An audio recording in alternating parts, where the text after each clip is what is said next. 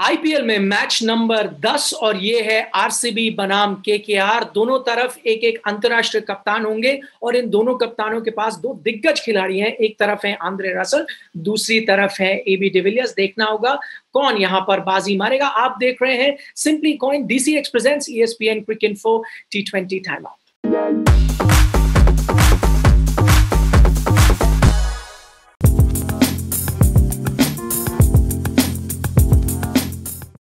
हमारे साथ जुड़ गए हैं संजय मांजरेकर। संजय, पहला हमारा पॉइंट ये है कि बैंगलोर को नंबर 3 पर शाहबाज अहमद के साथ ही जाना चाहिए। शायद प्लेइंग 11 में इतना चेंजेस ना करें, लेकिन इतने दिग्गज बल्लेबाज उनके नीचे आ रहे हैं, उसको लेकर थोड़े लोग हैरान हैं। शायद उनको भेजा था as a floater, may be long term option नहीं होगा। उनके पास काफी राइट हैंडर्स है आरसीबी के। अगर आप उनकी नॉर्मल बैटिंग ऑर्डर देखें, डैन क्रिश्चियन अगर 5 नंबर पे आते हैं तो they've got 4 right handers in the top 5, तो इसीलिए थोड़ा सा बदलाव के लिए शायद शाहबाज अहमद को उन्होंने भेजा होगा। आई डोंट थिंक ये लॉन्ग टर्म ऑप्शन है, बट क्योंकि उनके बैटिंग में डेप्थ ज्यादा है नहीं। डैन क्रिश्चियन 5 पे आएंगे, फिर उसके बाद वॉशिंगटन सुंदर आते हैं 6 पे। अगर शाहबाज अहमद खेलेंगे तो वो उस नंबर पे आएंगे। तो ये एक ऐसी टीम है जहां पर आप एक ऐसी छोड़ सकते हैं, हम मराठी में कहते हैं पिल्लू छोड़ सकते हैं, एक छोटा सा। तो उस तरह से मुझे लगता है कि यूज किया शाहबाज अहमद को। अगला पॉइंट ये है कि कोलकाता को उम्मीद तो होगी, अब मैंने शुरुआत में ही कहा कार्यक्रम के कि 2 अंतरराष्ट्रीय कप्तान हैं। एक है ओवेन मॉर्गन, गेम चेंजर है जब चलते हैं, लेकिन अभी उनके बल्ले से रन नहीं निकल रहे हैं। हम अगर इस सीजन रिकॉर्ड देखें, 2 पारियों में उनका औसत सिर्फ 4.5 का ही है। देखिए, ओवेन मॉर्गन बहुत ही बढ़िया T20 बैट्समैन है, लेकिन आईपीएल में अभी तक उन्होंने अपना करिश्मा दिखाया नहीं है। जैसे डेविड वार्नर ने आईपीएल को डोमिनेट किया सालों से, पूरा सीजन। तो ओवेन मॉर्गन में भी एबिलिटी है। तो कहीं ना कहीं मुझे लगता है कि ये जो इंडियन कंडीशंस है, आईपीएल का प्रेशर, शायद आई डोंट नो वेदर उनके ऊपर थोड़ा सा प्ले होता है, क्योंकि काफी सालों से आईपीएल में है। मानता हूं कि हर एक मैच नहीं खेले, लेकिन लास्ट सीजन भी मौके थे। इस सीजन पता चलेगा ओवेन मॉर्गन T20 बैट्समैन कितने माहिर है, क्योंकि इस टाइम कप्तान है, हर मैच खेलेंगे।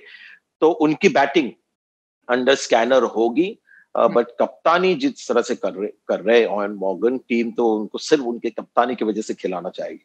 उनकी कप्तानी के बारे में बात करते हैं और यहाँ पर आंद्रे रसल आ जाते हैं। हम देख रहे हैं सबसे ज्यादा विकेट कोलकाता के लिए, खासतौर पर डेथ ओवर में 2018 से आप देखें तो आंद्रे रसल टॉप पर आते हैं। 17 विकेट वो ले चुके हैं। इकोनॉमी थोड़ी ज्यादा है, पर वो उतने ओवर जो आखिरी ओवर में डालते हैं, शायद इकोनॉमी ज्यादा चली जाती है। सवाल ये है कि क्या इनका इस्तेमाल बतौर गेंदबाज और भी करना चाहिए, सिर्फ डेथ में नहीं, मिडिल ओवर्स में भी यूज कर सकते हैं? मुझे लगता है कि इतनी डेस्परेट नीड नहीं है, यानी इतनी जरूरत नहीं है, क्योंकि उसका कारण, एक बड़ा कारण यह है कि प्रसिद्ध कृष्णा एक बहुत ही इम्प्रूव्ड बॉलर हो गया है। थोड़ा उनका आत्मविश्वास काफी बढ़ गया है इंडिया को खेलने के बाद। तो कमिंस और प्रसिद्ध कृष्णा, ये जो 2 सीम बॉलर्स है, वो काम कर जाते हैं पहले ओवर्स में। आंद्रे रसल का इश्यू है फिटनेस, शायद इसके वजह से उनको से केवल 2 बहुत ही कठिन और इंपॉर्टेंट ओवर्स कराते हैं, क्योंकि अगर उसके पहले वो 2 ओवर डाले तो अंत में वो 2 ओवर्स में इतनी जान नहीं होगी शायद। आपने देखा कि सीएसके भी ड्वेन ब्रावो को उसी तरह यूज करे। तो ये सब एजिंग आईपीएल स्टॉलवर्ड्स है, उनका ऑप्टिमम यूज किया जा रहा है।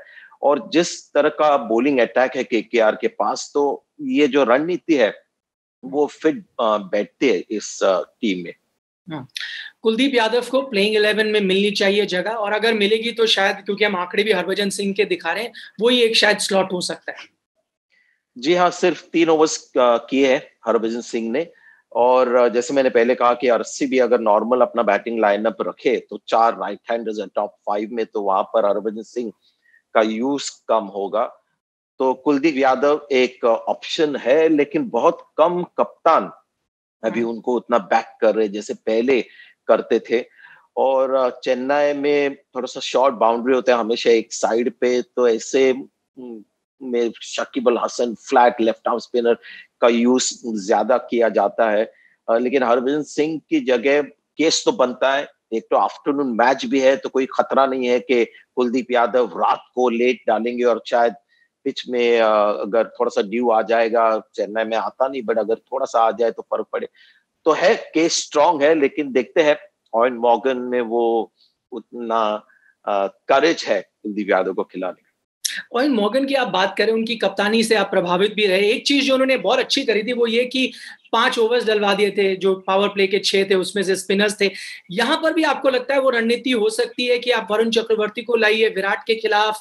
कई बार हमने देखा है कि जो गेंद दूसरी तरफ लेके जाते हैं आउट कर लेते हैं, या अगर भज्जी खेल रहे हैं पडिक्कल के खिलाफ।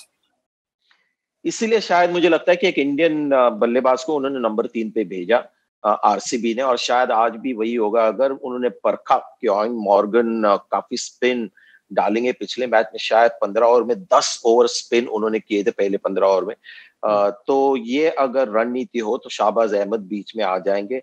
मैक्सवेल भी एक डेंजर बल्लेबाज है। मॉर्गन ऐसे कप्तान है कि आप प्रेडिक्ट नहीं कर पाएंगे कि उनकी रणनीति क्या होगी।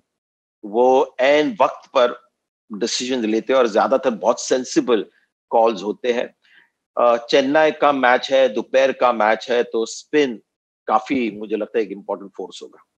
दोपहर का मैच के बारे में आपने बात की। देखिए, अभी अगर हम पिछले 2 मुकाबले देखें तो टीम तो यही सोचेगी ना पहले आप बैटिंग कर लें, लेकिन क्योंकि ये दोपहर का मैच है, आपको लगता है ड्यू नहीं होगा, तो क्या टीमें चेस करना पसंद करेंगी, आपको लगता है यहाँ? देखिए, जो चेन्नई का पिच इस आईपीएल में मैं देख रहा हूँ, पहले तो बिल्कुल एकदम रैंक टर्नर होता था जब सीएसके खेलती थी या इंडिया खेलती है, यानी वो सरफेस में थोड़ा सा एक्सप्लोजन भी हमको देखने को मिलता था। लेकिन इस बार प्रयास किया गया है कि बहुत अच्छा एक बैटिंग पिच बनाए, उसके बावजूद चेन्नई तो टर्न ही होगा।